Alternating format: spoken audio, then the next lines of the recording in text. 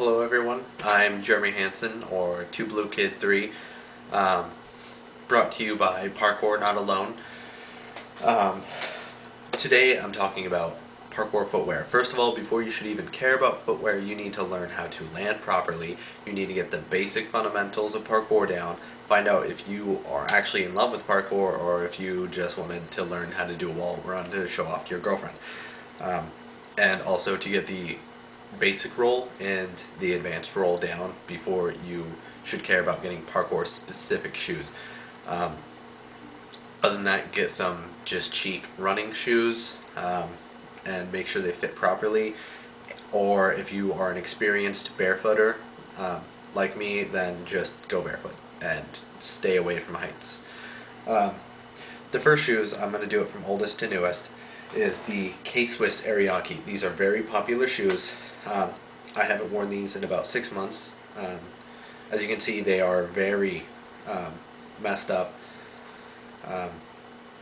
Here, this keeps busting. I got that fixed by a shoe repair person twice, and it just keeps busting no matter how much he reinforces it. Then I just gave up. That actually was for my dog because I just handed him these shoes one day. The grip is not good at all. It lasts for a week or two. Days worth of training parkour. Now remember, I've never worn these shoes outside of training, and I kept them pretty clean, but this is what they end up looking like. And the good thing about these is they are flexible.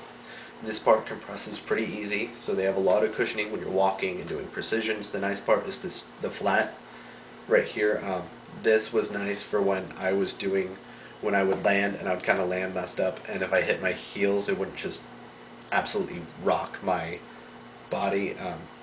So they're pretty flexible. They're really cushiony when you walk. From high falls, you're gonna go right through that, and it's gonna feel like you're barefoot. So if you're not used to training the muscles in your feet, it's gonna hurt. It's got an arch support, which is not good. It really up promotes, but not too bad. Heel strike, I can still do a 4-foot strike in these, but it doesn't feel all like that's what the shoe is designed under. So it really makes you want to run like this, but any shoe will do that. It's kind of dumb. It's not good for your body at all. The next shoe is the 510s. As you can see, these are much newer. These are about 6 months old, I want to say. They're very stiff compared to the other ones. The cushioning is a little bit harder, so it's not going to feel like you have cushioning when you're walking or doing precisions, but when you land from a high fall, you are going to be a little more cushioned than you would in the Ariakes. This back part is really, like, it's not going to matter. From a high fall, if you landed flat-footed, you should be okay. I mean, you're going to be done for the day, but you should be okay. And what's weird about this shoe is this really kind of arches up, but somehow in here, not only is it already raised up in the heel, which is unnatural, it's even more when you're in here. Instead of it feeling like this, it feels like it's this. And I can normally in any shoe get the proper 4-foot strike, but in here it really makes me want to do this, and it's impossible not to do that.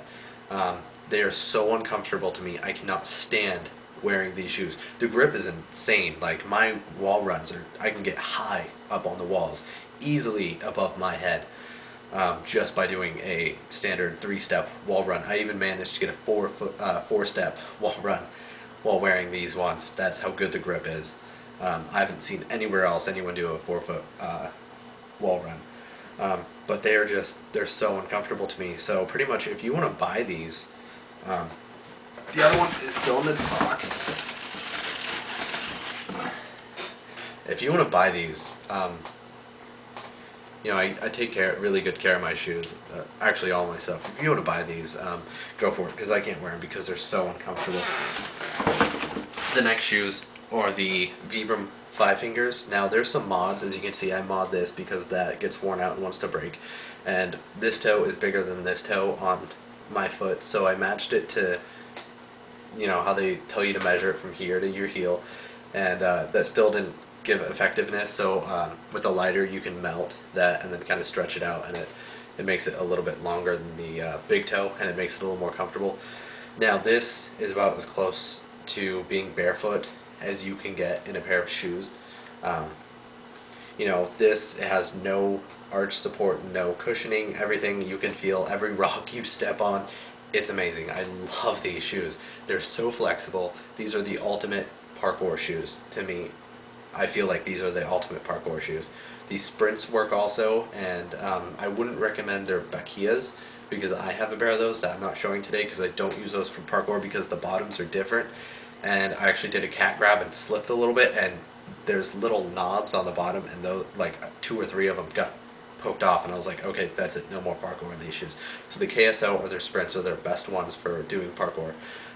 This, it really enables you to do a natural forefoot strike, which is where you will kind of not straight up and down, but kind of hit like this. Your arch will compress, your ankle will start bending down, you'll tap a little bit on your heel, and then you'll start going back up, and then your knees, by then your knees and your hips will have compressed down to absorb the impact as well, and then you'll feel your knees start straightening up, going back for another step, and then your arch will decompress in these, and then you're off for another step, and you do that repeatedly. Now, I used to have trouble with running because I would run, and then I'd get tired. In the almost 2 years of my training, I can now run in these, for no joke, at like a 5 or 6 mile per hour pace, you know, just a basic, you know, jog, 4 hours straight. Won't even be tired at all. It's incredible. I love running barefoot. I love training barefoot. I love doing parkour barefoot. I can't wear shoes anymore doing parkour because I feel unsafe without being able to feel what my feet are feeling. It's kind of like going from being you know, doing parkour with bare hands. As you can see, I got a couple of tears on my hand from, you know, laches. It's like being barehanded, and, you know, moving, you know, and feeling your environment, to like wearing cement hand things that are always in this position. You know, I don't feel comfortable. I don't feel safe balancing. I don't like wearing shoes anymore. When I do parkour, I have to be either barefoot or in a pair of Vibram Five Fingers. So those are my shoe thoughts. As I always like to follow Sebastian Foucault's philosophy, you know, find your own way. You may have similar, you know, training methods as me. You may have different ones where the 510s will work in your favor, or the K-Swiss.